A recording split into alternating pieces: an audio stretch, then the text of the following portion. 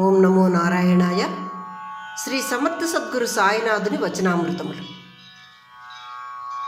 గురువు తాను బోధించు బోధనలను రహస్యంగా ఉంచరు.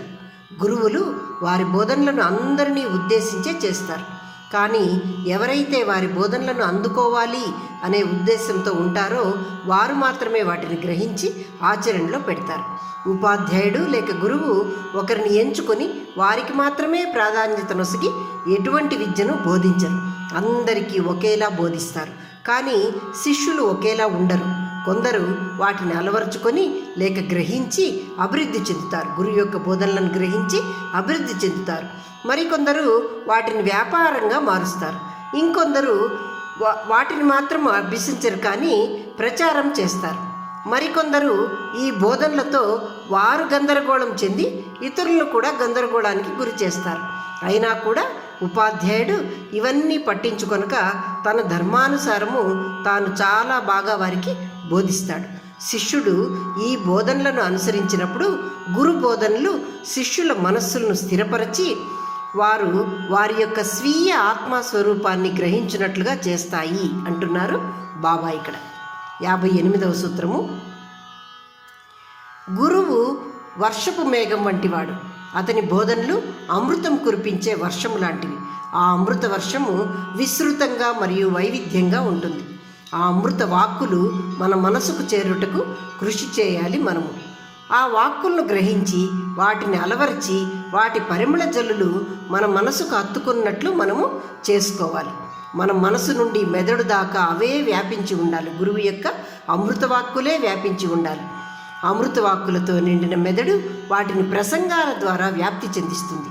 అటువంటి శిష్యునికి మెలకువ అనగా జాగృతావస్థ నుండే కాక స్వప్నావస్థ యందు మరియు నిద్రావస్థలో కూడా అటువంటి అమృత బోధనలు అందించబడతాయి అని చెప్పారు. అనగా ఎవరైతే సద్గురు అమృతవాక్యములను మనసునందు నింపి మెదడుకు చేర్చి వాటిని జ్ఞాపకంగా ఉంచుతారో వారు ఆ బోధనలను మంచి ప్రసంగాల ద్వారా సమాజంలోనికి వ్యాప్తి చెందిస్తారు. అటువంటి శిష్యులకు మెలకువనందే కాదు కలలోనూ మరియు నిద్రలో కూడా గురువు బోధనలను అందిస్తాడు అంటున్నారు సాయి. ఇక్కడ 59వ సూత్రము. వ్యాధిని నయం చేసే మందు ఒక్కోసారి చేదుగా ఉంటుంది. కొన్ని వ్యాధులను నయం చేయుటకు శస్త్రచికిత్స కూడా అవసరమవుతుంది. వైద్యుడు రోగి ఏది కోరితే ఆ విధంగా వైద్యం చేయడు. ఆ రోగికి ఏ విధంగా వైద్యం చేస్తే నయమవుతుందో ఆ విధంగా వైద్యం చేస్తాడు. అదేవిధంగా ఆధ్యాత్మిక గురువు కూడా శిష్యునికి ఏది అవసరమో ఆ విధంగా ఆ శిష్యునితో వ్యవహరిస్తాడు. కొంతమంది శిష్యులను ప్రోత్సహిస్తాడు, కొంతమందిని నిరుత్సాహపరుస్తాడు, కొందరిని హెచ్చరిస్తాడు, మరికొంతమందిని ఎగతాళి చేయవచ్చును. శిష్యుడి వ్యక్తిత్వాన్ని బట్టి దానికి వ్యతిరేక దిశలో నేను అతన్ని చుట్టుముడతాను లేక నేను ఆ శిష్యుడిని సంప్రదిస్తాను అంటున్నారు బాబా. ఇక్కడ 60వ సూత్రము.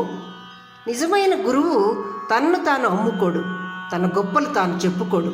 తనకు ఏదో శక్తులు ఉన్నాయని తాను గొప్ప జ్ఞాని అని ప్రస్తావించడు. తాను స్వీయ సాక్షాత్కారాన్ని లేదా విముక్తిని ప్రసాదిస్తానని ప్రతిపాదించడు. అనగా ఎవరికి చెప్పడు. అతను సాధారణంగా కనిపిస్తాడు, సరళంగా వ్యవహరిస్తాడు మరియు గొప్పగా ఏమీ ప్రదర్శించుకోడు. సాధారణ సహజ స్వభావిగా ఉంటాడు. అతను దైవిక రాజ్యం గురించి ఎదుటివారికి తప్పుడు ఆశలు కల్పించడము లేక వారిని తన చుట్టూ తిప్పుకొనుటకు ఏవో ఆశలు కల్పించి ఉత్తేజపరచటము చేయడు.